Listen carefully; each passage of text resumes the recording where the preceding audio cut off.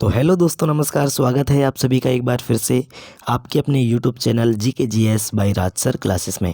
आइए दोस्तों, आज हम जानेंगे 13 सितंबर 2023 का करंट अफेयर। चलिए वीडियो में आगे बढ़ते हैं। अगर अभी तक आपने चैनल को सब्सक्राइब नहीं किया है तो चैनल को सब्सक्राइब करें, बेल आइकन को दबाएं ताकि आगामी वीडियो की नोटिफिकेशन आपके तक पहुँच सके। चलिए वीडियो में आगे बढ़ते हैं। पहला क्वेश्चन देखते हैं। क्वेश्चन है दोस्तों, केंद्रीय मंत्रिमंडल ने सुवेन फार्मास्यूटिकल्स है ना लिमिटेड में कितने करोड़ रुपए तक के विदेशी निवेश को स्वीकृति दी है? तो 9,589 करोड़ रुपए, ये आपको याद रखना है। 9,589 करोड़ रुपए। चलिए, एशिया कप में सर्वाधिक विकेट लेने वाले भारतीय गेंदबाज कौन बने हैं? तो रविंद्र जडेजा जी बने हैं। इन्होंने 27 विकेट अपने नाम किए हैं अभी तक, है ना। चलिए, 5वीं अंतर्राष्ट्रीय व्हील चेयर रग्बी चैंपियनशिप 2023 का खिताब किसने जीता है? तो राइट आंसर है महाराष्ट्र ने जीता है। चलिए नेक्स्ट चलते हैं, बातचीत करते हैं। वनडे इंटरनेशनल क्रिकेट में सबसे तेज 150 विकेट लेने वाले भारतीय स्पिनर कौन बने हैं? तो कुलदीप यादव। इन्होंने पाकिस्तान के खिलाफ 5 विकेट लिए हैं और श्रीलंका के खिलाफ हाल ही में इन्होंने 4 विकेट झटके हैं। चलिए आगे बढ़ते हैं, बातचीत करते हैं। G20 sustainable finance working group की बैठक कहाँ आयोजित की जा रही है? तो राइट आंसर है दोस्तों वाराणसी में इसकी बैठक की जा रही है। G20 sustainable finance working group. Next question है, उड़ीसा सरकार ने आगामी एशियाई खेलों में भाग लेने वाले राज्य के एथलीटों को कितने रुपयों की वित्तीय सहायता प्रदान करने की घोषणा की है? तो 10 लाख। कितनी दोस्तों? 10 लाख, है ना। ये आपको याद रखना है। उड़ीसा सरकार ने आगामी एशियाई खेलों में भाग लेने वाले राज्य के एथलीटों को कितने रुपए की वित्तीय सहायता प्रदान करने की घोषणा की है? तो 10 लाख रुपए की। चलिए, कौन सी विमान निर्माता कंपनी भारतीय वायुसेना को C295 है ना C295 परिवहन विमानों की डिलीवरी शुरू कर दी है? तो किसने कर दी है? एयरबस ने। चलिए आगे बढ़ते हैं। अब हम देखते हैं दोस्तों, वन लाइनर हो चुके हैं। ऑप्शन वाले क्वेश्चन देखते हैं। इसमें आपको देखते हैं कितने क्वेश्चन बन रहे हैं जो अभी हमने हाल ही में पढ़े हैं। पहला क्वेश्चन आता है, एशिया कप में सर्वाधिक विकेट लेने वाले भारत मतलब पहले भारतीय गेंदबाज कौन बने हैं? तो राइट आंसर है जडेजा, रविंद्र जडेजा। 27 विकेट है ना इनके नाम है। चलिए नेक्स्ट आता है, उड़ीसा सरकार ने आगामी एशियाई खेलों में भाग लेने वाले राज्य के एथलीटों को कितने रुपए की वित्तीय सहायता प्रदान करने की घोषणा की है? तो राइट आंसर है 10 लाख। नेक्स्ट चलते हैं, कौन सी विमान निर्माता कंपनी भारतीय वायुसेना को C295 परिवहन विमानों की डिलीवरी शुरू कर दी है? तो किसने कर दी है दोस्तों? राइट आंसर है एयरबस। चलिए आगे बढ़ते हैं, बातचीत करते हैं। नेक्स्ट क्वेश्चन है, G20 sustainable finance working group की बैठक कहाँ आयोजित की जा रही है? तो राइट आंसर है वाराणसी, उत्तर प्रदेश में। चलिए आगे बढ़ते हैं। वनडे इंटरनेशनल क्रिकेट में सबसे तेज 150 विकेट लेने वाले भारतीय स्पिनर कौन बने हैं? तो राइट आंसर है दोस्तों कुलदीप यादव। चलिए आगे बढ़ते हैं। 5वीं राष्ट्रीय व्हील चेयर रग्बी चैंपियनशिप 2023 का खिताब किसने जीता है? तो राइट आंसर है दोस्तों ऑप्शन नंबर ए, महाराष्ट्र राज्य ने जीता है। चलिए आगे बढ़ते हैं, बातचीत करते हैं। अब हम थोड़ा सा डिटेल वाले क्वेश्चन देख लेते हैं। डिटेल में भी बहुत सारे क्वेश्चन हैं। चलिए पहला क्वेश्चन आता है, महाराष्ट्र ने कर्नाटक को हराकर 5वीं राष्ट्रीय व्हील चेयर रग्बी चैंपियनशिप जीती, है ना। तो दोस्तों 5वीं राष्ट्रीय wheel chair rugby championship 2023 Karnataka पर, है ना, 31-10 के अंतिम स्कोर के साथ शानदार जीत हासिल करके चैंपियन बना है ना। कर्नाटक को हराया है महाराष्ट्र ने, ये आपको याद रखना। 10 सितंबर से 11 सितंबर 2023 तक पुणे के वालेवाड़ी में हुई थी यह प्रतियोगिता, है ना, ये आपको याद रखना है। चलिए आगे बढ़ते हैं, नेक्स्ट क्वेश्चन देखते हैं। एक तूफान आया हुआ है डेनियल, है ना। तूफान डेनियल, नाम इसका डेनियल, ये आपको याद रखना है। पूर्वी लीबिया में मचाई तबाही, 5,300 से अधिक लोगों की मौत का अभी तक अनुमान लगाया जा चुका है ना। देखिए दोस्तों, डेनियल नाम के शक्तिशाली तूफान से भयानक नुकसान होने के बाद पूर्वी लीबिया आपातकाल की स्थिति में है। हजारों लोगों इसमें प्रभावित हुए हैं, जिसमें 5,300 से अधिक लोगों की जान चली गई है ना। और दोस्तों कई अभी तक भी लापता हैं, जिनका अभी तक पता नहीं चला है। तूफान के दौरान कई बांध टूट गए, जिससे पड़ोस में गंभीर बाढ़ आ गई है। कई घर बह गए और लोगों को दोस्तों अपने लापता परिवार के सदस्यों की तलाश करनी पड़ी। तो नाम क्या है दोस्तों, लीबिया में आया है ये तूफान, है ना। तूफान का नाम है डेनियल। अभी हाल ही में करंट अफेयर जो आ रहे हैं ये पूछे जा सकते हैं, जो आगामी एग्ज़ाम है आपको याद रखना है। चलिए, रक्षा मंत्री ने 2,990 करोड़ रुपए की से अधिक मूल्य की 90 बीआरओ मतलब बीआरओ बुनियादी ढांचा परियोजना का उद्घाटन किया है ना। बॉर्डर रोड ऑर्गेनाइजेशन, है ना। देखिए दोस्तों, रक्षा मंत्री श्री राजनाथ सिंह जी ने सीमा सड़क संगठन मतलब बीआरओ की 90 बुनियादी ढांचा परियोजनाएं राष्ट्र को समर्पित की है। 2,900 करोड़ रुपए से अधिक की ये परियोजनाएं 11 राज्यों केंद्र शासित प्रदेशों में फैली है ना। रक्षा मंत्री ने दोस्तों 12 सितंबर 2023 को जम्मू कश्मीर में एक कार्यक्रम में परियोजनाओं का उद्घाटन किया है। और इसने इनमें से दोस्तों अरुणाचल प्रदेश में, देखिए अरुणाचल प्रदेश में नेचीफू सुरंग शामिल है। तो बहुत अच्छा क्वेश्चन बनेगा, नेचीफू सुरंग कहाँ पर स्थित है। तो आपको राइट आंसर देना है अरुणाचल प्रदेश में। एक क्वेश्चन यहाँ से भी निकल के आता है दोस्तों। पश्चिम बंगाल में 2 हवाई अड्डे, है ना, 2 हेलीपैड, 22 सड़कें और 63 पुल इसमें शामिल हैं। इन 90 परियोजनाओं में 36 अरुणाचल प्रदेश में, 26 लद्दाख में, जम्मू कश्मीर में 11, मिजोरम में 5, हिमाचल प्रदेश में 3 और सिक्किम, उत्तराखंड, पश्चिम बंगाल में 2-2 और नागालैंड, राजस्थान और अंडमान निकोबार द्वीप समूह में 1-1 परियोजनाएं शामिल हैं। 2,900 करोड़ रुपए, है ना, कि 90 परियोजनाएं हैं, ये आपको याद रखना है। चलिए नेक्स्ट चलते हैं, बातचीत करते हैं। एमपी कैबिनेट में मॉब लिंचिंग पीड़ित मुआवजा योजना 2023 को मंजूरी दी गई। देखिए दोस्तों, मध्य प्रदेश कैबिनेट ने मॉब लिंचिंग, है ना, पीड़ित मुआवजा योजना को मंजूरी दे दी है। इसका उद्देश्य भीड़ हिंसा के मामले में पीड़ितों और उनके आश्रितों को मुआवजा और राहत प्रदान करना है। इस योजना का उद्देश्य उन पीड़ितों और उनके परिवारों को वित्तीय सहायता और सहायता प्रदान करना है जिन्हें विभिन्न आधारों पर भीड़ की हिंसा के कारण नुकसान या चोट लगी है। ये आपको याद रखना। तो किसकी योजना है दोस्तों, ये है मध्य प्रदेश राज्य की योजना, मॉब लिंचिंग पीड़ित मुआवजा योजना। चलिए नेक्स्ट चलते हैं। एशिया कप 2023 में रोहित शर्मा ने पूरे किए 10,000 वनडे रन, है ना। तो दोस्तों हाल ही में किसने 10,000 वनडे रन पूरे किए हैं? एशिया कप में 2023 सुपर 4 मैच के दौरान 10,000 वनडे रन रोहित शर्मा जी ने पूरे किए हैं। रोहित शर्मा ने इस प्रारूप में अपनी 241वीं पारी के दौरान छक्के के साथ 23 रन बनाने के बाद यह उपलब्धि हासिल की है ना। 36 वर्षीय हैं रोहित शर्मा जी। चलिए आगे बढ़ते हैं।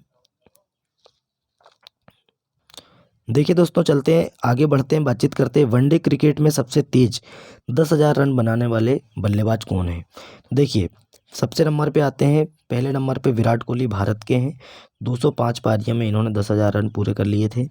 सेकंड नंबर पे आते हैं रोहित शर्मा, 241 पारी में इन्होंने 10,000 रन पूरे किए हैं। देखिए विराट कोहली ने 205 पारियों में, 241 पारियों में रोहित शर्मा ने, और दोस्तों जो लीजेंड है क्रिकेट के सचिन तेंदुलकर जी, इन्होंने 259 पारियों में, है ना, महाशतक लगाए थे इन्होंने, मतलब 100 शतक लगाने वाले विश्व के पहले बल्लेबाज। फिर आते हैं दोस्तों भारत के हैं ये सभी, सौरव गांगुली 263 पारियों में, और रिकी पॉन्टिंग है श्रीलंका के, ये हैं 266 पारियों में, माफ़ कीजिए रिकी पॉन्टिंग है ऑस्ट्रेलिया के, है ना, ऑस्ट्रेलिया के हैं रिकी पॉन्टिंग। चलिए आगे बढ़ते हैं, बातचीत करते हैं, नेक्स्ट क्वेश्चन देखते हैं। सुब्रतो कप 2023 दिल्ली और गुरुग्राम के साथ बेंगलुरु बना मेजबान शहर, है ना। तो ये कहाँ कहाँ खेला जाएगा, दिल्ली, गुरुग्राम और बेंगलुरु में, है ना। तो आपको याद रखना है सुब्रतो कप किससे संबंधित है दोस्तों, तो ये है फुटबॉल टूर्नामेंट से संबंधित है। कई बार क्वेश्चन आपसे पूछा जा सकता है कि सुब्रतो कप किस खेल से संबंधित ट्रॉफी है, तो आपको लगाना है फुटबॉल टूर्नामेंट, है ना। चलिए, भारत की सबसे पुरानी नेशनल इंटर स्कूल फुटबॉल प्रतियोगिता अपने 62वें संस्करण में इतिहास बनाने के लिए तैयार है। भारत की सिलिकॉन वैली कहा जाने वाली सिटी बेंगलोर सिटी, है ना, को दोस्तों इस प्रतिष्ठित आयोजन के लिए मेजबान शहरों की सूची में जोड़ा गया है। इससे पहले दिल्ली और गुरुग्राम में आयोजित होने वाला यह टूर्नामेंट 19 सितंबर से 23 अक्टूबर 2023 तक 3 स्थानों पर आयोजित किया जाएगा। कब कब से कब तक? 19 सितंबर से 23 अक्टूबर, है ना। चलिए आगे बढ़ते हैं, नेक्स्ट देखते हैं, बातचीत करते हैं। भारत की किरण जॉर्ज हैं, है ना। भारत की किरण जॉर्ज हैं दोस्तों, इन्होंने इंडोनेशिया बैडमिंटन मास्टर्स का खिताब जीता है, ये आपको याद रखना है। भारतीय बैडमिंटन खिलाड़ी किरण जॉर्ज ने उत्तरी सुमात्रा के मैदान में आयोजित इंडिया मास्टर्स 2023 में उल्लेखनीय जीत हासिल की है। GOR PBSI पेसिंग कोर्ट में प्रतिस्पर्धा करते हुए किरण जॉर्ज, जो वर्तमान में बैडमिंटन रैंकिंग में 50वें स्थान पर है, कितने स्थान पर है? 50वें स्थान पर है, ने दोस्तों असाधारण कौशल का प्रदर्शन करते हुए दुनिया के 82वें नंबर के खिलाड़ी जापान के कू ताकाहाशी को 21-19, 22-20 के स्कोर के साथ एक गहन मुकाबले से हराया। 56 मिनट तक चलने वाला पिछले साल ओडिशा ओपन में अपने जीत के बाद इस जीत ने किरण जॉर्ज का दूसरा BWF world tour super 100 badminton खिताब जीता, जहां इन्होंने फाइनल में हमवतन प्रियांशु रावत को हराया था। चलिए आगे बढ़ते हैं, बातचीत करते हैं। किरण जॉर्ज के बारे में हम देख चुके हैं। विश्व के सर्वश्रेष्ठ देशों की रिपोर्ट, है ना, 2023 में तो स्विट्जरलैंड ने दोस्तों फिर जीता दुनिया के सर्वश्रेष्ठ देशों का खिताब। किसने जीता है? स्विट्जरलैंड। देखिए दोस्तों, नवीनतम अमेरिकी समाचार के और विश्व रिपोर्ट की वार्षिक सर्वश्रेष्ठ देशों की रैंकिंग के अनुसार स्विट्जरलैंड एक बार फिर दुनिया की सर्वश्रेष्ठ देश के खिताब का दावा किया है।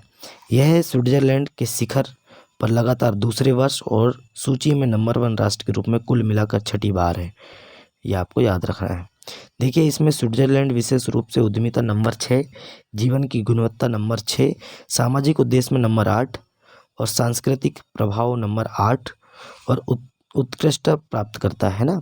चलिए अब थोड़ा सा हम कुछ देख लेते हैं। शीर्ष जो 10 देश हैं इसमें दोस्तों सबसे पहले नंबर पे आते हैं। पहले नंबर पे स्विट्जरलैंड, दूसरे नंबर पे कनाडा, तीसरे पे स्वीडन, या आप स्क्रीनशॉट ले सकते हैं ना, और चौथे नंबर पे है ऑस्ट्रेलिया, फिर है संयुक्त राज्य अमेरिका, 6वें नंबर पे आते हैं जापान, 7वें नंबर पे जर्मनी, 8वें नंबर पे है दोस्तों न्यूजीलैंड, यूनाइटेड किंगडम 9वें नंबर पे, 10वें नंबर पे है नीदरलैंड। और दोस्तों भारत की बात करें तो 2023 में भारत की रैंकिंग 1 स्थान का सुधार हुआ है, जिसने 40.8 के समग्र स्कोर के साथ 30वां स्थान हासिल किया है। पिछले वर्ष दोस्तों 2022 में भारत ने 85 में से 31वां स्थान हासिल किया था, ये भी आपको याद रखना है। चलिए नेक्स्ट चलते हैं, बातचीत करते हैं। प्रसिद्ध रुद्र वीणा प्रतिपादक, है ना, उस्ताद अली जाकिर हैदर का निधन हो गया है। तो प्रसिद्ध रुद्र वीणा प्रतिपादक उस्ताद अली जाकी हैदर का नई दिल्ली में निधन हो गया है। यह 50 वर्ष के थे। उस्ताद असद अली खान के शिष्य अली जाकी हैदर ध्रुपद के जयपुर बीनकर घराने की खंडहर बानी, है ना, या इसी को बोलते हैं हम खंडहर बानी शैली के अंतिम प्रतिपादक थे। उनके दोस्तों असामयिक निधन के साथ रुद्र वीणा की इस प्राचीन परंपरा का अचानक और दुखद अंत हो गया है। ये आपको याद रखना। कितने वर्ष के थे ये? 50 वर्ष के थे उस्ताद अली जाकी हैदर। नेक्स्ट क्वेश्चन में चलते हैं, बातचीत करते हैं। श्रीमती राष्ट्रपति द्रौपदी मुर्मू जी ने नई दिल्ली में किसानों के अधिकारों पर पहली वैश्विक संगोष्ठी का उद्घाटन किया है, ये आपको याद रखना है। तो दोस्तों आगे बढ़ते हैं, बातचीत करते हैं। राष्ट्रपति श्रीमती द्रौपदी मुर्मू जी ने किसानों के अधिकारों पर 4 दिवसीय वैश्विक संगोष्ठी का शुभारंभ पूसा नई दिल्ली में किया है ना, जिसमें दोस्तों इस अवसर पर विभिन्न श्रेणियों में 26 पादप जीनोम संरक्षण पुरस्कार किसानों और संगठनों को प्रदान किए गए हैं, ये आपको याद रखना है। चलिए आगे बढ़ते हैं, बातचीत करते हैं। नेक्स्ट क्वेश्चन देखते हैं। अगस्त में खुदरा महंगाई, है ना, 7.44% से घटकर 6.83% पर हो गई है। राष्ट्रीय सांख्यिकी कार्यालय ने आज अगस्त महीने की कंज्यूमर प्राइम इंडेक्स, है ना, यानी CPI खुदरा मुद्रास्फीति के आंकड़े जारी कर दिए हैं। तो ये दोस्तों 7.44% से घटकर 6.83% हो चुकी है। चलिए नेक्स्ट चलते हैं, बातचीत करते हैं। नेक्स्ट क्वेश्चन देखते हैं। ITI लिमिटेड ने लॉन्च किया अपना ब्रांडेड लैपटॉप और माइक्रो PC, है ना, इस मार्च। ये नाम क्या है दोस्तों? स्मार्ट, ये आपको याद रखना है। तो ITI लिमिटेड एक प्रमुख दूरसंचार कंपनी और भारत में बहुइकाई केंद्रीय सार्वजनिक क्षेत्र उपक्रम ने अपने स्वयं के ब्रांडेड लैपटॉप और माइक्रो PC को लॉन्च करके तकनीकी बाजार में महत्वपूर्ण प्रगति की है, जिसे स्मार्ट के रूप में ब्रांडेड किया है। ये आपको याद रखना है। चलिए आगे बढ़ते हैं, बातचीत करते हैं। नेक्स्ट क्वेश्चन देखते हैं। NPCI और कैश फ्री पेमेंट ने मिलकर लॉन्च किया ऑटो पे ऑन QR, है ना। तो दोस्तों भुगतान और API बैंकिंग समाधान क्षेत्र में एक प्रमुख खिलाड़ी कैश फ्री पेमेंट ने ऑटो पे ऑन QR नामक एक ग्राउंड ब्रेकिंग समाधान का अनावरण करने के लिए national payment corporation of India के साथ हाथ मिलाया है ना। यह अभिनव दोस्तों पेशकश सदस्यता आधारित व्यवसायों को सशक्त बनाने और उनके ग्राहक अधिग्रहण, प्रतिधारण और समग्र विकास की संभावनाओं को बढ़ावा देने के लिए तैयार है। चलिए नेक्स्ट क्वेश्चन चलते हैं, बातचीत करते हैं।